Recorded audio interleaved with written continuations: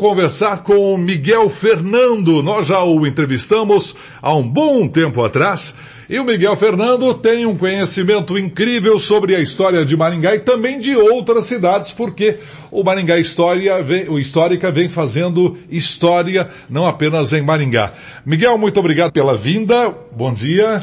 Bom dia, Edson, Valério, bom dia a todos os ouvintes. É sempre um prazer estar aqui com vocês. Ô Miguel, quais são os momentos mais marcantes da história de Maringá que você considera como essenciais para se entender a história da nossa querida Maringá hoje? Afinal de contas, você um dia resolveu, vou contar a história de Maringá.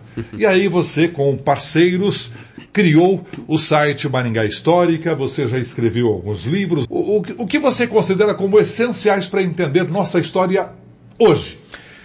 Edson, é assim, Maringá é uma cidade que vivencia um momento de grande pujança, desenvolvimento, é referência em vários indicadores sociais, econômicos, de sustentabilidade.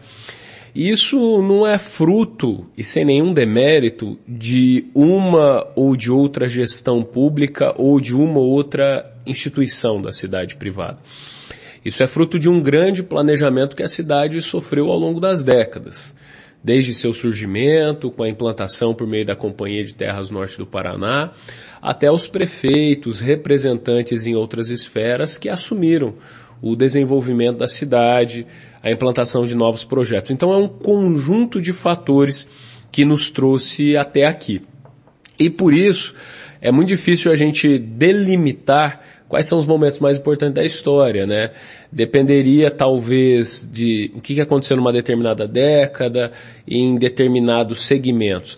Mas eu posso dizer talvez um momento de grande tensão em nossa história e que ajudou a construir este sentimento entre disputas de poderes pela cidade, porque Maringá sempre foi uma cidade pretendida por muitas lideranças, né?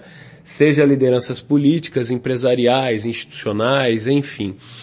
E este é um tema bastante interessante, muito caro para mim, que eu venho estudando ele já há alguns anos, que foi a primeira grande crise do município de Maringá, logo quando ela elege o seu primeiro prefeito e os seus primeiros vereadores. Porque o que aconteceu lá em 1952? A gente tem as primeiras eleições, uma eleição muito disputada. Se hoje a gente fala de fake news, na época existiam os panfletos apócrifos, né? A história mostra que muitos hábitos mudam as plataformas, mas os meios são os mesmos, né? E aí, eleito prefeito, instalado o município, primeiro ato do prefeito eleito, Inocêncio Villanova Júnior, foi implantar o Código Tributário, ou seja, começar a recolher impostos para abastecer os caixas, os cofres públicos e dar sequência nas obras públicas da cidade, nas ações, projetos, na manutenção de equipamentos públicos. Só que a sociedade maringaense, liderada pelo empresariado da recém-criada associação comercial, começou a questionar, porque entendia que a carga tributária estava muito alta. Até então, o imposto era recolhido por Mandaguari, da qual Maringá era distrito. E aquela disputa entre os valores dos tributos e uma arrecadação supostamente mais cara em relação a outros municípios do mesmo patamar de Maringá, criou um clima de grande instabilidade e, por que não dizer, de guerra mesmo. Então você tinha de um lado o prefeito fazendo valer a sua lei a todo custo. De outro lado, você tinha a associação comercial organizando ações, inclusive judiciais, para que não fosse pago os impostos, inclusive estimulando seus associados e a comunidade local a boicotar os impostos naquela conjuntura, né? Porque, segundo a associação comercial, entendia-se que o tributo estava muito caro e havia inconsistências na regra estabelecida pelo prefeito. No meio desse caminho todo, a Câmara Municipal medindo forças com o prefeito, e aí acontecem várias situações bastante curiosas e, por que não dizer também suspeitas, de trocas de presidentes da Câmara de Vereadores antes do fim do mandato, um novo presidente entrando em rota de colisão com o prefeito.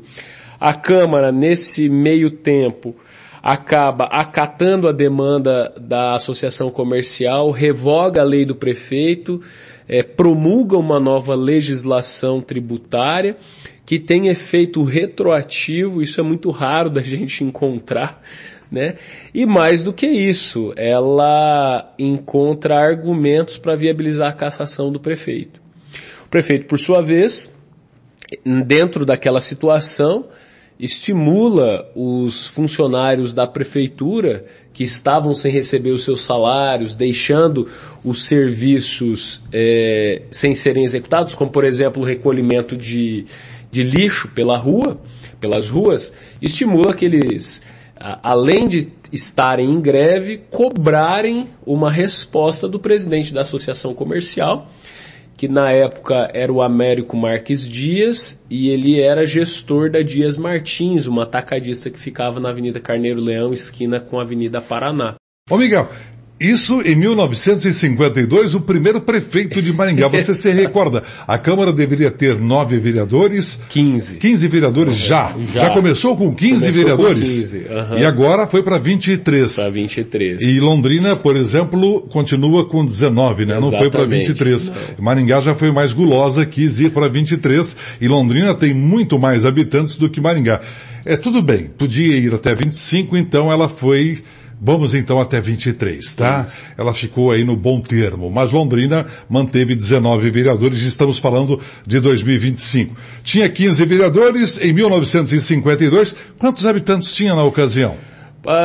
O censo de 1950 indicou 38 mil habitantes, então a gente tem uma hipótese aí que 52 a gente estaria ali com uns 48 mil habitantes, porque teve um crescimento muito grande. Muito grande, foi entre rápido, 50 né? e 60, quase que triplica o número de habitantes em Maringá.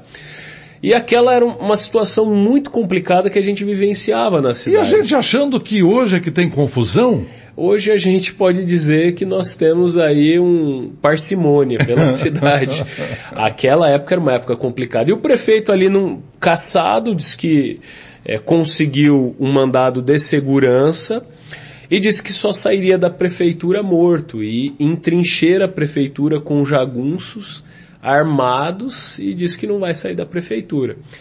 E esse é o tema que eu estudei ao longo de alguns anos no mestrado e frutificou em um livro. Você falou hoje, mas na verdade é 25 de novembro. A gente está divulgando hoje assim para as pessoas já irem se programar, mas no dia 25 de novembro nós lançaremos o livro Poderes em Conflito, que conta a história dessa grande confusão ou arranca-rabos, como foi qualificado por alguns da época, que se deu entre a gestão de 1952 até 1956. O prefeito ficou entrincheirado, não houve morte. Não, mas tem registros documentais que o prefeito chegou a vias de fato com alguns vereadores. O Inocente era uma pessoa de enfrentamento, o Inocente Villanova Júnior, né? E aí, na perspectiva histórica, não cabe a gente avaliar quem foi o culpado, julgar, vale a gente interpretar como é que esses atos se deram, quais as forças orbitavam essas intenções. E mais importante de tudo isso, o papel do historiador é entender o que as fontes não contam. O que está por trás que os documentos não estão apontando? E é isso que a gente traz no livro, tem muita curiosidade, muito assunto interessante e, claro, com um viés e um olhar histórico das coisas. Portanto, dia 25 de novembro, você lança um livro e que vai tratar justamente sobre este assunto que você destaca como um dos marcantes da história de Maringá. Agora, a pergunta que já te fiz e repito, o que te motivou a criar o site Maringá Histórica, o papel da história na construção da identidade maringaense, e hoje o Maringá Histórica já foi para outras cidades? Eu estava no final da minha primeira graduação e um professor falou sobre a história de Maringá e isso era 2005, 2006, por aí. A gente tinha uma internet muito precária ainda na época, os sites e tudo mais, tinha pouca coisa à disposição, né? E com baixa qualidade visual, a gente não tinha capacidade de ter arquivos em alta resolução, né? E aquilo me motivou a começar a estudar sobre a história de Maringá, porque eu já me apaixonei de imediato. Falei, nossa, a gente tem tantos fatos interessantes. Temos o privilégio de caminhar pelas ruas com antigos moradores da cidade. Essas pessoas têm um valor gigantesco para a construção da história, todas a seu modo, mas têm o seu valor. A gente precisa ter algo que demonstre o que aconteceu no passado para as pessoas que vivenciam o hoje, que era aquilo que a gente falava há pouco, né? Como é que eu, jovem, tenho interesse pela história, não vou encontrar nada naquela época? Imagine se o jovem não quer pesquisar por nada e que ele não vai se tocar mesmo da relevância da história. E aí nasceu Maringá Histórica com este anseio de poder registrar na medida do possível, dialogar e, mais importante de tudo, divulgar para o grande público da cidade de Maringá. E hoje a gente chega todos os dias para praticamente 100 mil pessoas falando de Maringá Histórica, e já há alguns anos nós expandimos para outras praças. A gente está em Curitiba, Cascavel, Ponta Grossa e Londrina, e criamos o Paraná Histórica. Ano que vem vamos para São Paulo e para o Rio de Janeiro. Até 2026 são 8 estados e 33 municípios. Essa é a nossa meta. Então, um sonho, um desejo simples se transformou um baita de um trabalho. É um grande negócio.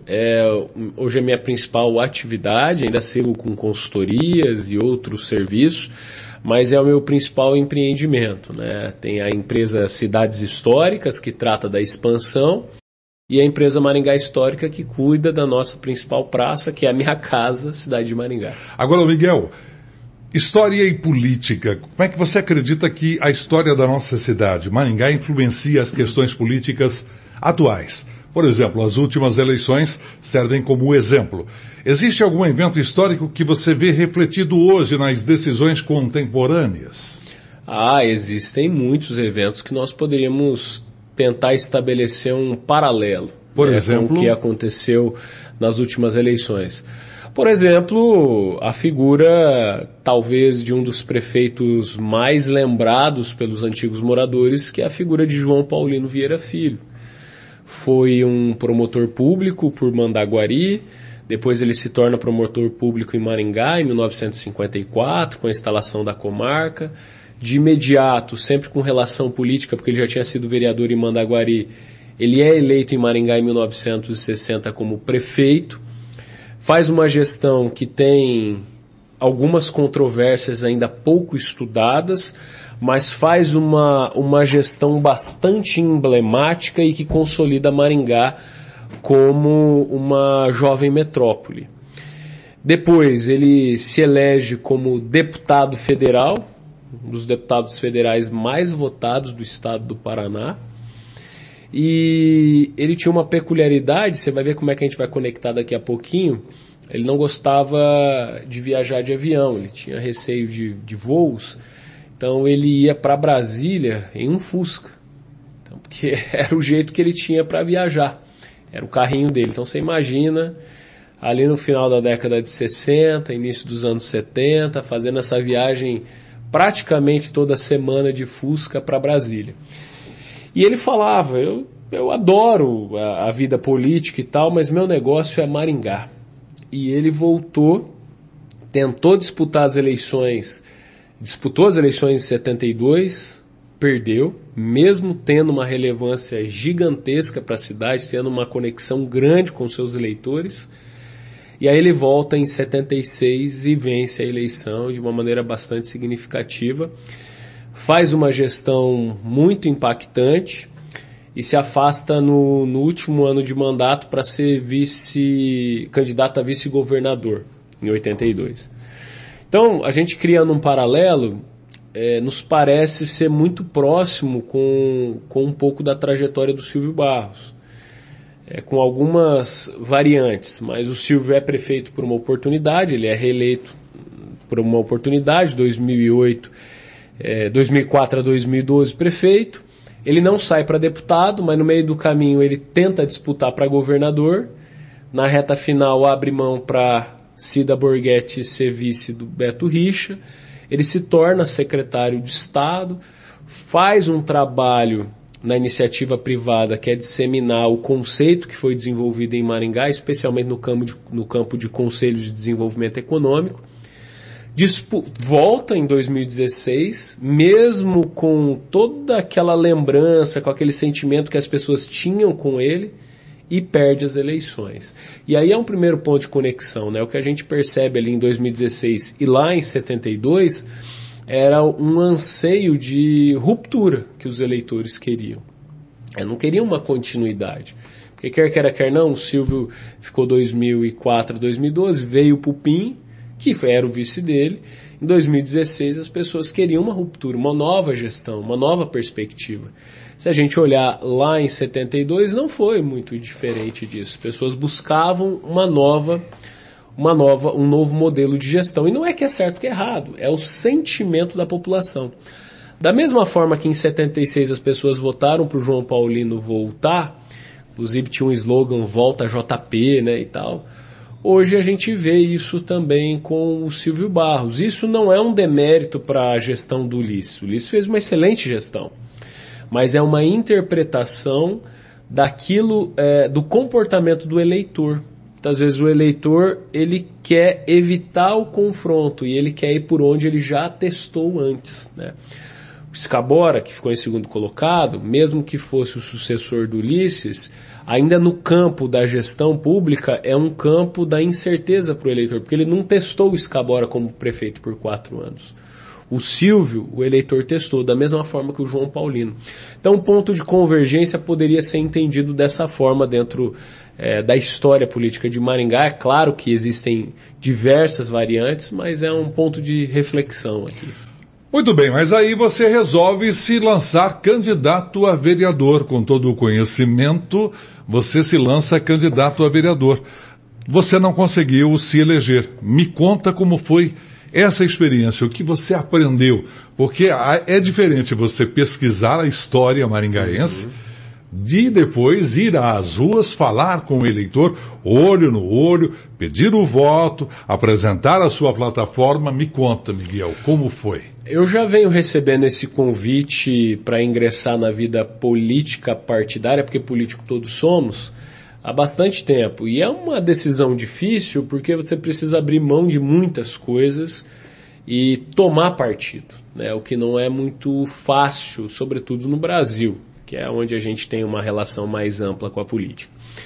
E eu já sabia, estudando política há bastante tempo, né? Estou agora no doutorado de História Política, eu já tinha uma plena convicção que há um abismo gigantesco entre o perfil Miguel Maringá Histórica e Miguel político, né?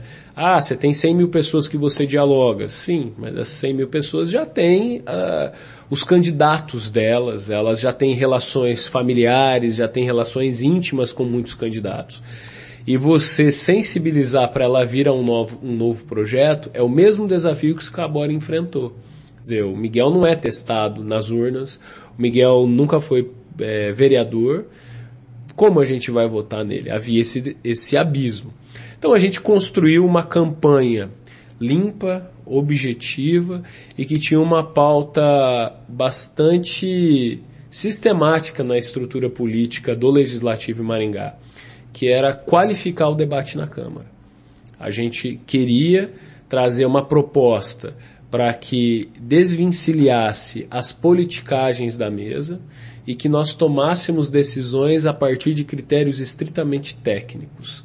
Ou seja, elevar a régua do debate, e não é soberba, é trazer um olhar técnico, assim como a gente fez na Secretaria de Cultura, quando eu estive à frente, assim como a gente fez em vários conselhos que eu participei ou participo. Não há como tomar decisões a partir de demandas específicas, você tem que pensar no contexto da cidade. E isso incomodou.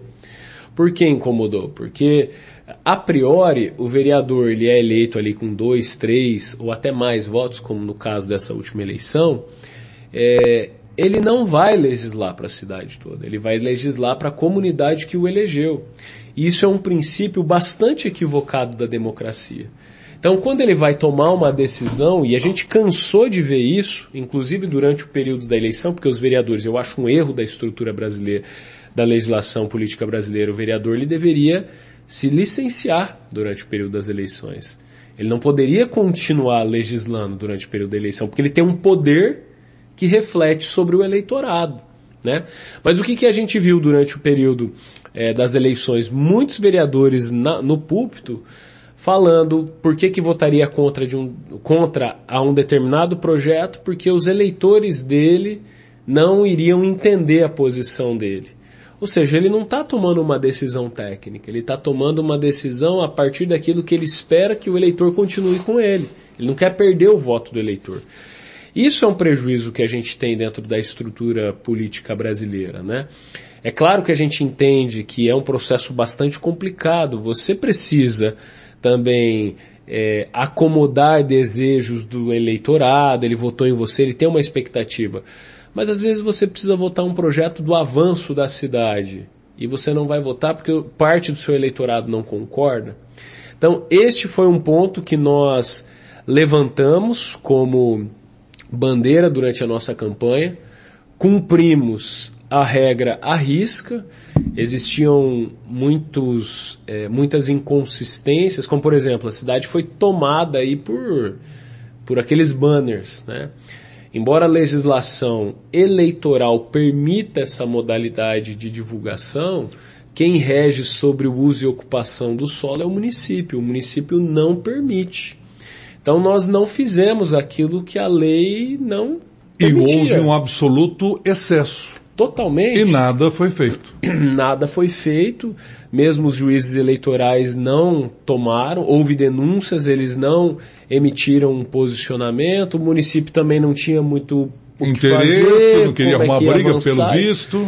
Então assim, mas política é isso não é uma lamentação, eu como historiador sempre interpreto o que aconteceu. Né? A gente teve um fato, como a gente conversava há pouco, não era um fato novo, mas era um fato esperado, né, que a cassação da Cris Lauer, o tiro poderia sair pela culatra. E eu já falava isso meses antes com a mesa da Câmara, eu comentava, olha, vocês já tentaram fazer isso há um tempo com um vereador, o vereador não foi cassado e ele se projetou e foi deputado estadual. Vocês estão seguindo pelo mesmo caminho. Vocês vão palmilhar por aí? Vamos. Então tá. Quando na terça-feira, na semana da eleição, o oficial de justiça chegou e entregou para o Mário. Na hora em que a sessão é aberta. Aquilo colocou a Cris lá nas alturas. Sim. E mudou todas as peças do tabuleiro. É contrafactual a gente dizer se ela tivesse sido cassada, né? Mas certamente isso foi um ponto de mudança na conjuntura política. E a gente já sabia que se qualquer mudança na semana muito abrupta, a estratégia, você não tem tempo de consolidar uma nova estratégia para você sustentar uma captação do eleitorado que vai migrar para aquela pessoa, para aquele grupo. Então, aconteceu aquilo, eu conversava com a nossa equipe, isso eu já vi acontecer, não é novidade. Então, nessa conjuntura, minha expectativa é entre 1.500 e 2.200 votos. E muita gente que esperava fazer 4, você pode colocar que faz menos de 2. E, cara, assim, a maioria ali dos dados que a gente viu de resultado, a gente chegou muito próximo, por conta desse fator. Agora, tivemos surpresas, né? Não imaginava, e sem nenhum demérito, analisando as conjunturas, que algumas pessoas seriam eleitas. Né? Teve candidato que entrou com menos votos que nós, mas aí é a regra do jogo, né? Não tem muito o que fazer. Isso que eu ia te perguntar, você teve no total 1.553 votos. E teve candidato eleito que não teve esse total. Não, teve candidato que entrou com 1.200 e qualquer coisa. Mas aí é a regra, não adianta reclamar. É o quociente, é a legenda, não tem o que dizer. É assim que funciona mesmo a estrutura partidária no Brasil, porque você tem a majoritária e você tem a proporcional. No caso dos vereadores, a votação e a eleição da indicação é proporcional. Então existem regras que você vai cumprir a partir do partido, né? A sua experiência como candidato? Foi ótima, porque a gente sempre interpreta de fora. Agora eu tive o privilégio de interpretar por dentro do acontecimento, né? Tomei muitas notas daquilo que aconteceu, foi um grande aprendizado, conheci muita gente nova, muita empresa nova, para mim foi maravilhoso, falei com muita gente e fiquei muito feliz porque em boa parte dos lugares que eu passava as pessoas já me conheciam. Ah, você não é o menino do Maringá Histórica, você não faz a história, você não usa o chapéu, você não sei o quê, é isso. Para mim isso já valeu a pena, né? Graças a Deus, e mais uma vez, sem nenhuma soberba, a gente não depende da política nem no aspecto financeiro, muito menos não nos interessa o aspecto de poder, como muitas pessoas se candidatam, esperam para poder ter um cargo, algo do gênero. A gente respeita, cada um tem a sua história, tem a sua vida, mas eu acho que existe um propósito maior que foi colocado em minha vida, que foi poder contar histórias. Se eu puder fazer parte dessas histórias, maravilha. Se eu não puder, eu vou estar feliz igualmente. Miguel, quero te agradecer profundamente por ter vindo aqui mais uma vez e dado um pouquinho a nós essa inteligência ao pesquisar histórias e também passar um pouquinho do aprendizado que você teve ao participar das eleições aqui em Maringá neste ano de 2024. E a forma com que você faz essa avaliação nos deixa pensativos, porque muitas vezes não lembramos sob essa ótica e você nos faz e traz um ponto de interrogação e reflexão deveras importante. Muito obrigado. É isso mesmo, eu acho que toda experiência ela deve ser compartilhada com os seus ônus e os seus bônus. Mas uma coisa que eu aprendi é que só perde nas eleições quem não participa, seja votando, seja disputando. Então tem que participar desse processo democrático. E eu disse da outra vez que eu estive aqui, e onde eu tenho ido em entrevistas eu tenho falado. A iniciativa privada, o empresário ou mesmo o cidadão de modo geral, ele precisaria ter uma passagem na vida pública, seja como cargo comissionado, como servidor público, como cargo eletivo, para ele entender que as coisas são muito mais difíceis do que eles podem imaginar. Nada se resolve de um dia para o outro. A gente viu em São Paulo o candidato dizendo que em 1 ano ia resolver o problema de uma cidade que há 80 enfrenta determinados problemas. Não funciona assim. Eu gostaria que ele tivesse ganhado. Eu torci. Para ele ver que a história é outra, né? Mas isso não nos demove para a gente tentar encontrar uma solução. E mesmo não tendo sido eleito, ainda continua à disposição da sociedade, seja pelo Maringá Histórica. Eu participo de vários conselhos de maneira voluntária, Conselho do Turismo, de Cultura, Câmara Técnica de Turismo no CODEM e por aí vai, porque eu acredito neste envolvimento associativista em prol de um bem comum, que é o desenvolvimento de Maringá. Muito obrigado. E atenção, você anote aí o endereço da Maringá Histórica. maringahistórica.com.br. E tem também as redes sociais. Só procurar Maringá Histórica, vai aparecer aí em tudo que você imagina. E no próximo dia 25 de novembro tem o lançamento desse livro que conta um caso que muitas pessoas, como eu, surpreso, que aconteceu na primeira gestão em 1952 aqui em Maringá. Foi um pega pra capar danado. E você vai ter todos os detalhes no livro que se chama Poderes em Conflito. Vai ser lançado no dia 25 de novembro, às 18h45, na Assim. É gratuito, todo mundo está convidado. Muito obrigado, Miguel.